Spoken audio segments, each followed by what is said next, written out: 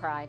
I was shocked and upset because you hear the word cancer and right away you think the worst.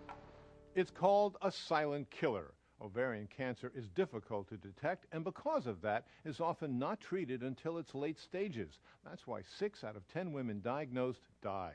New types of screening and breakthroughs in treatment are the best hope at changing those odds. I like on the spur of the moment invitation. I had no pain, no sign or anything. The only thing that happened was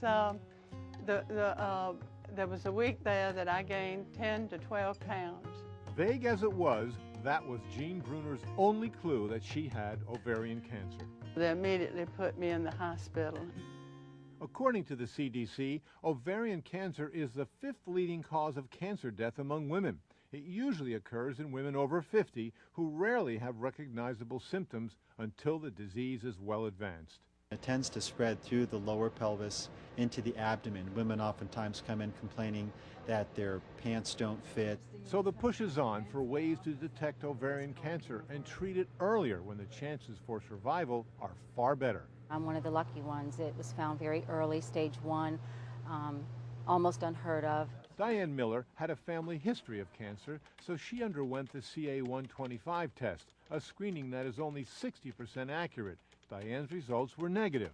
I just had this fear that there might be something there. So Diane pushed her doctor for an exploratory laparoscopic procedure and then got the news that she did have ovarian cancer after all. If we had gone with the original diagnosis and procedure, the cancer would not have been found. Unfortunately, there's no reliable, accurate way to detect all ovarian cancers. But researchers at the Moffitt Cancer Center are uncovering clues that could lead to better screenings. One is a protein found in urine called BCL2. BCL2 urinary levels were at least 10 times greater than women without ovarian cancer. Another clue can be found in blood. If you look in the blood of women with ovarian cancer at the time of diagnosis, before they've had surgery or any treatment, there is a higher level of lysophosphatidic acid. There's no reason why we shouldn't be able to develop a blood test that will allow us to be close to 100% accurate. There are also innovations in treating ovarian cancer.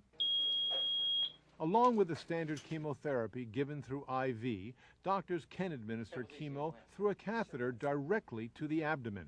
We might see these women actually living through what we would consider a cancer that otherwise might have taken their lives.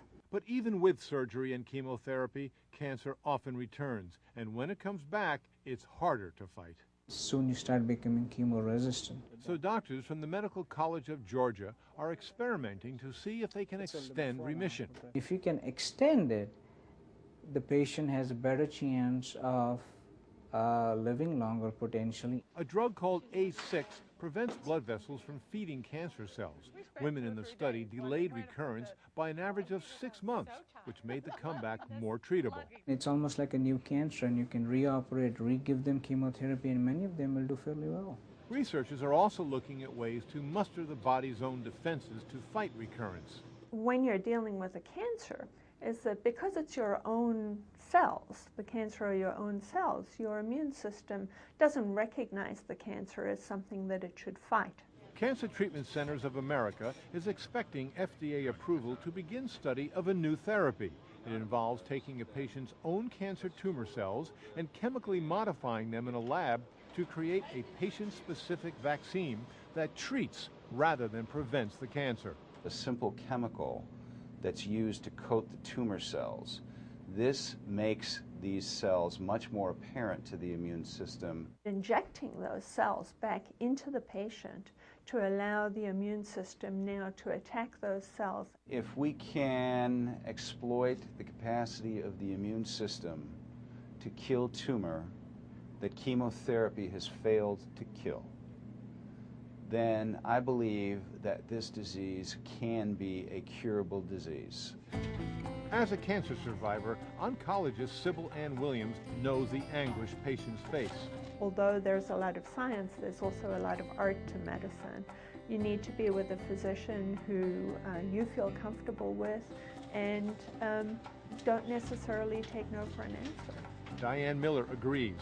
I'm just grateful I listened to my gut and kept pushing It's important to be aware of these early warning signs: bloating, pelvic or abdominal pain, difficulty eating or feeling full quickly, and urinary urgency or frequency. While these symptoms do not always indicate ovarian cancer, it certainly pays to ask your doctor, especially if you've had them for more than 1 week.